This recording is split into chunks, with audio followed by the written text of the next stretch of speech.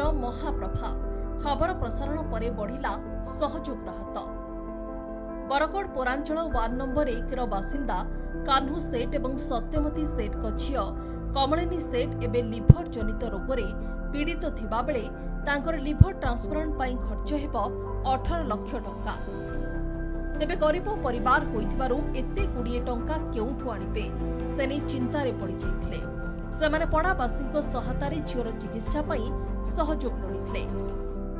आमे मध्य एक दायित्व संपन्न गणमाध्यम अनुसार कमलिनी चिकित्सा पई समस्ते सहयोग करिबा पई आम चैनल माध्यम अनुरोध करिथिलु एवं कमलिनी समस्या को प्रथमे नक्षत्र न्यूज रे प्रसारित कराजिबा परे तांको प्रति सहायता पई बहु सामाजिक अनुष्ठान संस्था बहु व्यक्तिविशेष आगे आसी आर्थिक सहायता जोगाई दैछन्ते।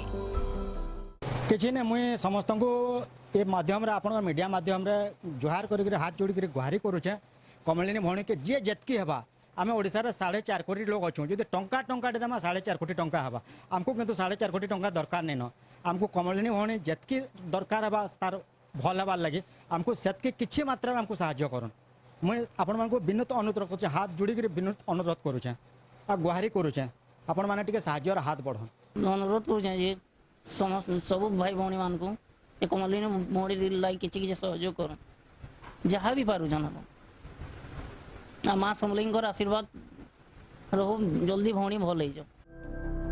2013 मसीह कमलिनी को हठात एक रोग माड़ी बसवा सहित कमलिनी पेटरे बारंबार पानी जमी पेट फुलिबा लगिला।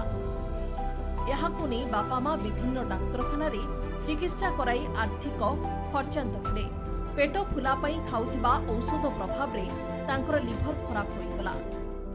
ए चिकित्सा तथा यकृत प्रतिरोपण पई 18 लाख टंकार आवश्यकता रही।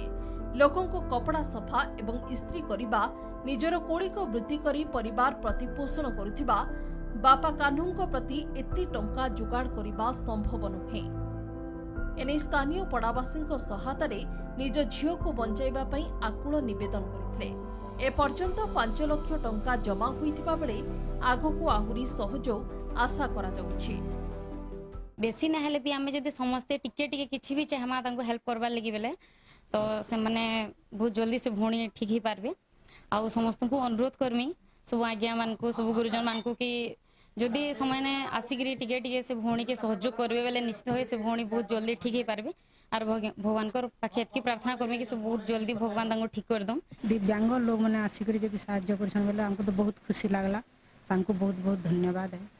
से माने आसिकरी सहायतार हाथ बढ़ी से माने बहुत कहउछंती मोर झियो के तो से माने हमें जगह बोलिया हमर हाथ तांकर देह रे पड़ला से माने बहुत भल हे जिवे बोली कहउछंती सेति पई हमर आशा अछि मोर झियो ठीक हे जिवो। कमलिनी को 2 दिन मध्य रायपुर एक घरोई हॉस्पिटल रे भर्ती करा जिबा सहित लिभर ट्रांसप्लांट करा जिवो। एथिपई आहुरी टंका दरकार थिबा बेले जदि आपण भी कमलिनी को सहयोग करबा को चाहुछंती ताहले फोन पे नंबर 766095979294 नंबर किंबा bank of Baroda Bargarh account number 32521100008111 रे टंका जमा करि परिबे। बरगड़ ध्रुवकर्मी रिपोर्ट नक्षत्र न्यूज।